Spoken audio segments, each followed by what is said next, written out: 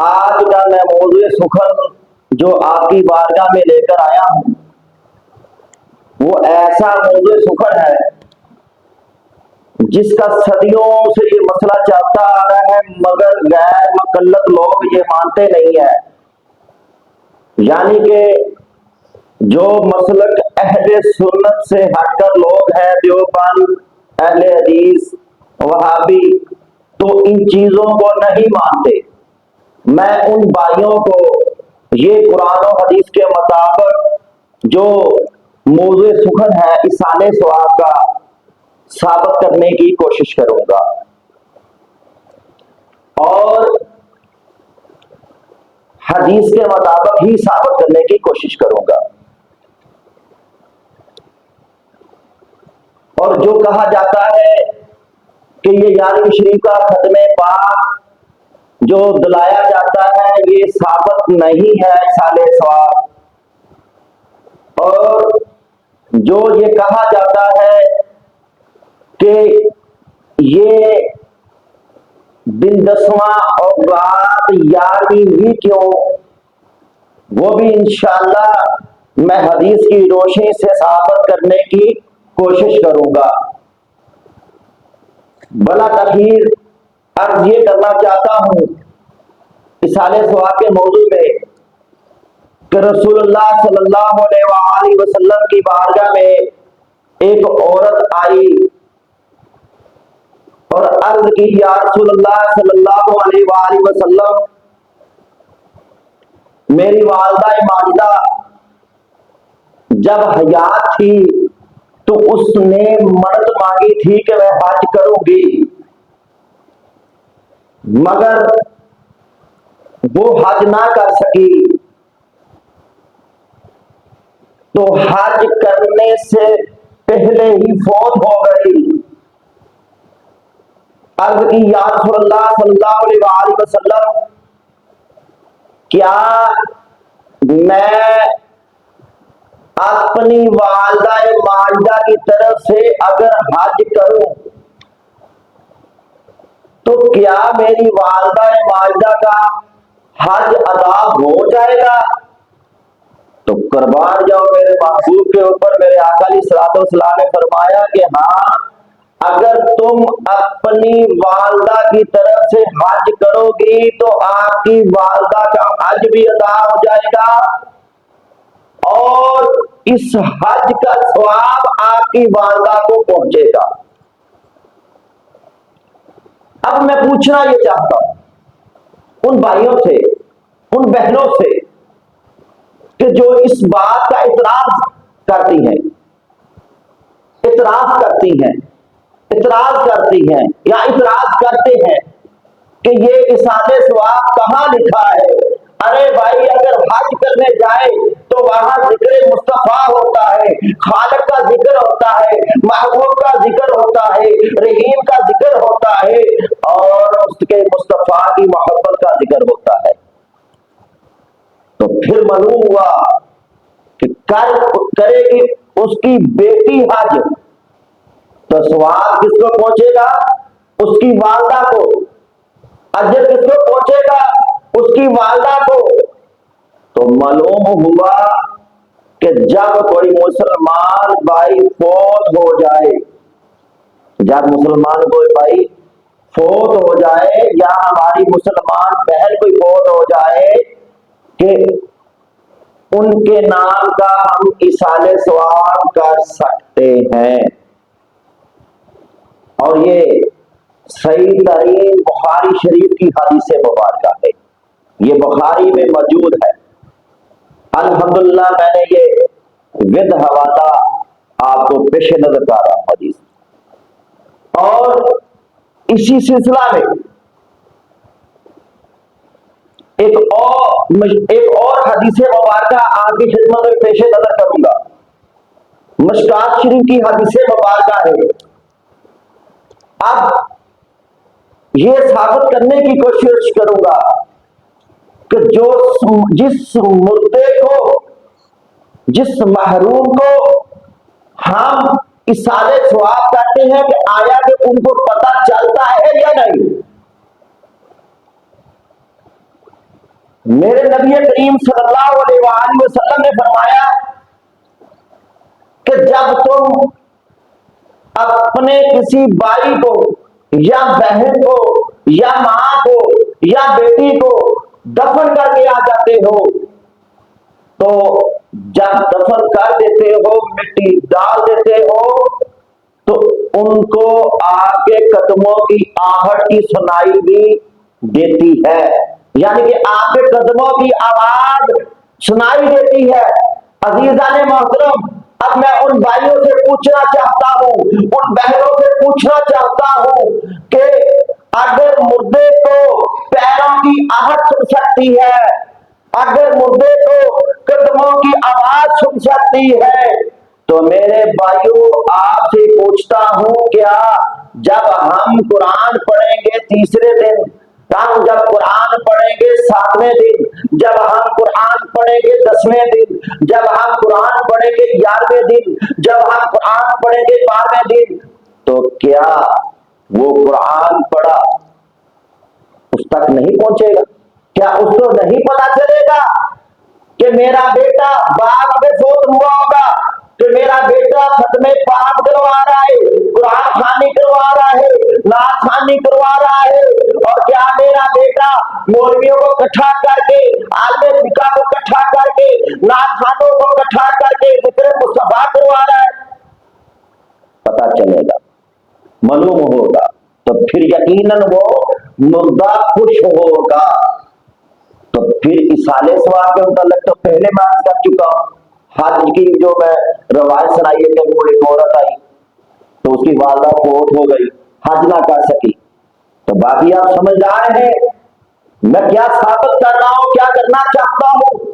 عزیزان محترم، یہ مشکوٰۃ شریف کی صحیح ترین حدیث مبارکہ ہے۔ اور عزیزان محترم، حضرت انس رضی اللہ تعالی عنہ روایت کرتے ہیں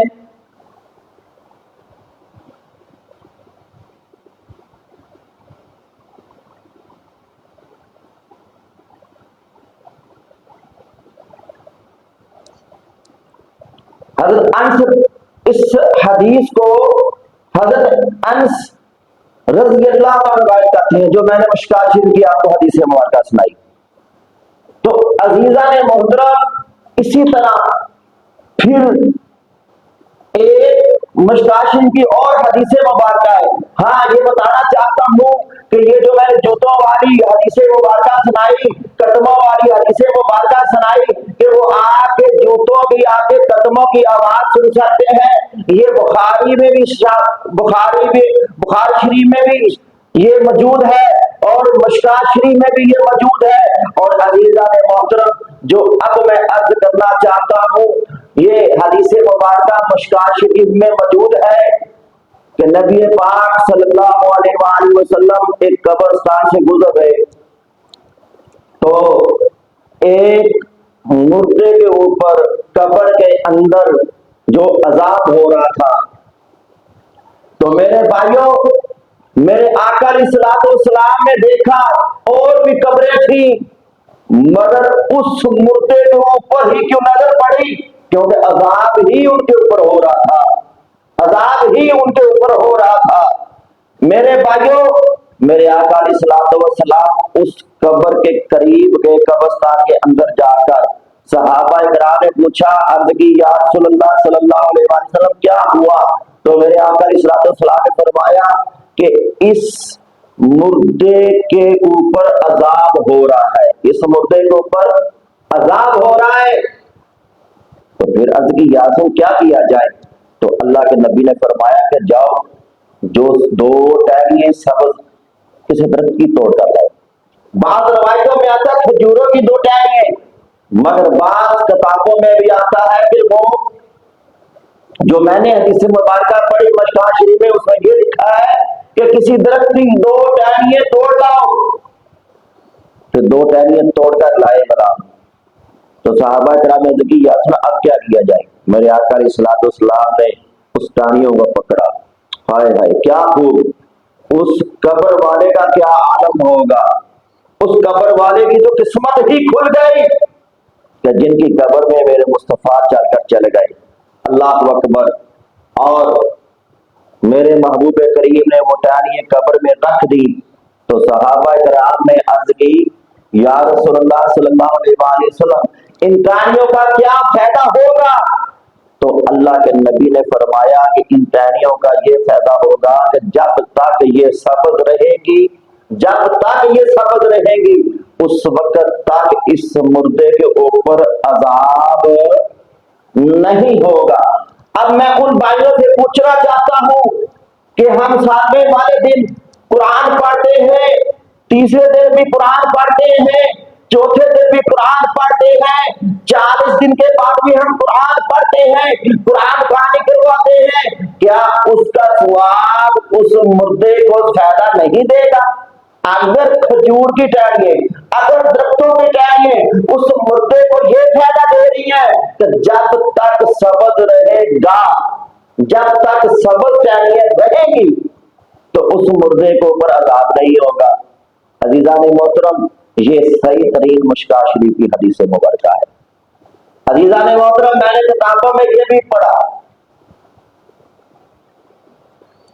कि अगर, बल्कि ये बुखारी शरीफ की हदीस मुबारक है कि अगर बेटा अस्तगफिरुल्लाह दुनिया में कहे और उसका बाप फोत हुआ हो तो उसके बेटे का इस दुनिया में इस्तगफार करना उसके बाप को कब्र में फायदा होगा। क्या फायदा होगा? कि उस बेटे ने दुनिया में रहकर अस्तगफिरुल्लाह कहा और उसके बाप की बख्शिश हो गई, उसके बाप की बख्शिश हो गई।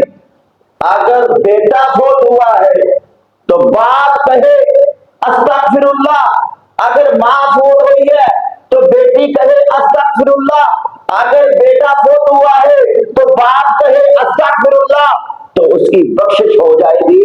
तो फिर जब हम कुरान खानी कराते हैं, जब हम तलावत करते हैं या करवाते हैं तो अजीजा ने मोहतरम यकीनन उस मारूफ की बख्शिश होगी। अब बात सवाल ये उठता है, मैं आपसे पूछता हूं, मालूम हुआ कि ये इसाले सवाब जो हम करते हैं तो ये इसाले सवाब मुर्दे को पहुंचता है, कुरान खानी मुर्दे को पहुंचती है और फायदा भी देती है। इसलिए आप भी कोशिश किया करें कि जो किसी मुसलमान भाई का बाप फोत हुआ है वो खत्मे पाक का इहतमाम किया करे, इसाले सवाब किया करे और खत्मे पाक दिलाया करे। जरूरी नहीं है कि मौलवी इकट्ठे करें, जरूरी नहीं है कि नाज़ इकट्ठे करें, जरूरी नहीं है कि वो देगे उतारे, जरूरी नहीं है कि वो बहुत बड़ा इंतजाम करे, बल्कि मैंने रवायतों में पढ़ा है कि पानी का हुक्म हुआ और अगर आप पानी रख कर कुरान खानी करेंगे तो जो पानी रखा जाएगा उसका भी अजर मुर्दे को जाएगा और जो कुरान खानी की जाएगी उसका भी अजर मुर्दे को जब जाएगा तो उसकी बख्श का नजरिया बन जाएगा। तो अजीजान मोहतरम, इस तरह साले स्वाब कर लिया करें। जो भाइयों के पास गुंजाइश नहीं है तो वो इहतमाम ना करे। शरीयत में इहतमाम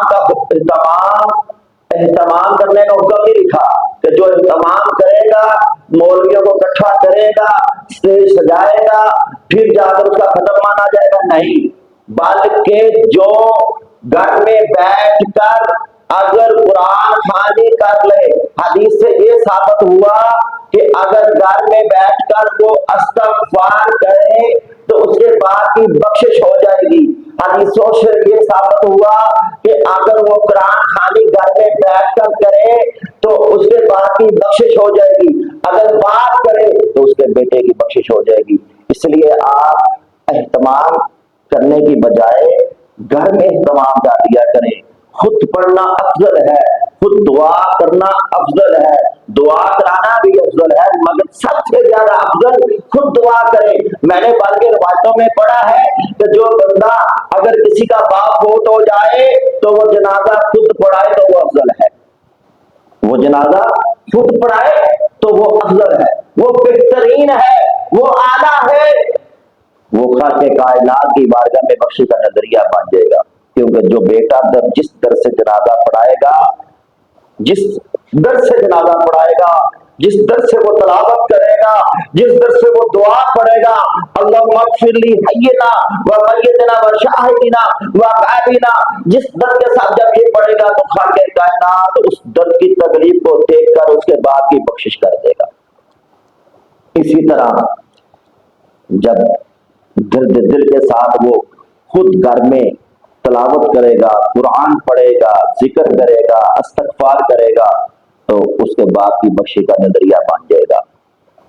मैं तो यूं कहता था कि इतना खर्चा ना किया करो, खर्चा करने की जरूरत ही नहीं है। घर में पानी है तो पानी रखो, रख कर साले स्वाब करो। क्यों? क्योंकि रब जो है आपकी देगों का मुहताज नहीं है। वो मेरा खालिक बड़ा रहीम है, बड़ा करीम है। वो ये नहीं कहता कि तुम देगों का इंतजाम करो, वो तो कहता तुम मुझे याद करो, मैं तुम्हारी बख्शी का नजरिया बन जाऊंगा, मैं तुम्हारी बख्शी कर दूंगा। इसलिए अल्लाह रब्बुल इज़्ज़त की बारगाह में दुआ है कि जो आज का दर्स सुना सुनाया इस पर खुद अमल करने की तौफीक अता फरमाए और दूसरों इस्लामी भाइयों तक पहुंचाने की तौफीक अता फरमाए। इसी सिलसिला में हमारे दावत इस्लामी के मरकज के अंदर मंडी वार गठन के अंदर हर जुमेरात वाले दिन बाद नमाज मगरिब का इशा इज्तिमा होता है। उस इज्तिमा में शिरकत किया करें, उस इज्तिमा में शिरकत किया करें, इज्तिमा में शिरकत किया करें और कुरान और हदीस की मत के मुताबिक जिंदगी जीने का वहाँ सिखाया जाता है और सलीका सिखाया जाता है, मोहब्बत सिखाई जाती है, इखलास का सबक दिया जाता है, तरबियत का सबक दिया जाता है, सब्र का सबक दिया जाता है। बल्कि यूं कहूँगा कि वहाँ इज्तिमा में जो दावत इस्लामी के लिए तमाम जो हमारी दावत इस्लामी जो आपकी दावत इस्लामी उसमें जो इज्तिमा जो होता है वहाँ सुन्नतों बड़ा बयान जो होता है वो शरीयत मुतहरा के मुताबिक जिस तरह मेरे रसूलुल्लाह सल्लल्लाहु अलैहि वसल्लम ने जिंदगी गुजारी हमारे सबक के लिए वही सबक हमें दिया जाता है। उस पर अमल करने की जो इस्लामी भाई कोशिश करवाते हैं, इस्लाही बयान करते हैं और बड़ी मोहब्बत होती है। यकीन माने मरकज में जाए जुमेरात वाले दिन तो बड़ी मोहब्बत होती है। यहाँ तो हमारे मंडी वार गठन के अंदर एक बड़े प्यारे ही इस्लामी भाई हैं, मुबल्लग दावत इस्लामी हैं और बालिके मैं ऐसा कहूँगा कि इल्म के समुंदर है, वो मोहब्बत के समुंदर है, उल्फत के समुंदर है, चाहत के समुंदर है और प्यार के समुंदर है।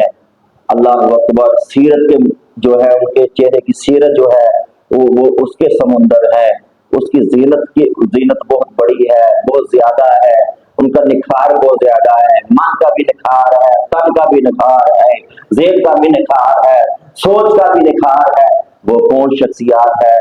माशाअल्लाह नसर इकबाल अतारी साहब, हाजी नसर इकबाल अतारी साहब। आप बल्कि जाएं तो उनके साथ जरूर मुलाकात से मुस्तफीद हुआ करें, जरूर मुलाकात से मुस्तफीद हुआ करें।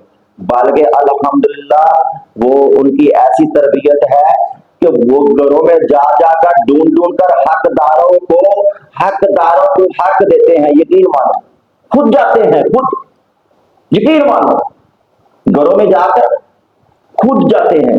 बाकी जो उनके इर्द गिर्द नसर भाई के घूम रहे होते हैं ना, यकीन मानो उनको नहीं वो देखते। यकीन माने कि वो उन लोगों को घूम फिर कर खुद तलाश करते, खुद और खुद जाकर वो माशाल्लाह माली मदद फरमाते हैं। जो हमारे दावत इस्लाम में कहते हैं जो भी पुलिसियां होती हैं वो खुद जाकर लोगों के घरों में जाकर, जैसे पिछले दिनों में ये प्लेटें आई तो उन्होंने यकीन करो गश्त किया, सैयद उमर फारूक रजी अल्लाह तआला अन्हु की तरह गश्त किया और गश्त करके देखकर जनाब उन लोगों को प्लेटें दी, उन लोगों को प्लेटें दी। यकीन माने कि घरों में घूमकर खुद प्लेटें दी। यानी कि ये सारा माहौल दावत इस्लामी मरकज से मिलता है हमें। अल्हम्दुलिल्लाह हमारा जो मरकज है, आपका मरकज, हमारा मरकज, आपकी दावत इस्लामी, हमारी दावत इस्लामी, ये सब की दावत इस्लामी है। तो मेरे मुर्शिद करीम का नारा है, मैंने अपनी और लोगों की इस्लाह की कोशिश करनी है इंशाअल्लाह अज़्ज़ व जल। लब्बैक लब्बैक लब्बैक या रसूलल्लाह, लब्बैक लब्बैक लब्बैक या रसूलल्लाह। अस्सलातु वस्सलामु अलैका या रसूलल्लाह। وعلى آلك وصحابك يا حبيب اللہ.